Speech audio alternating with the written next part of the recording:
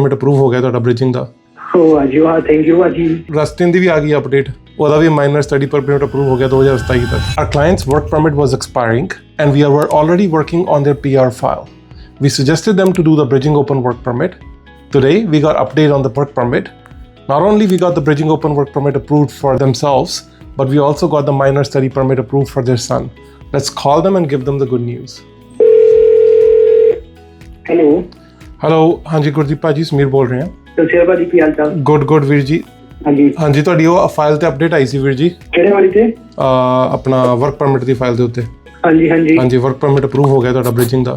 ਵਾਹ ਜੀ ਵਾਹ, ਥੈਂਕ ਯੂ ਭਾਜੀ। Thank God.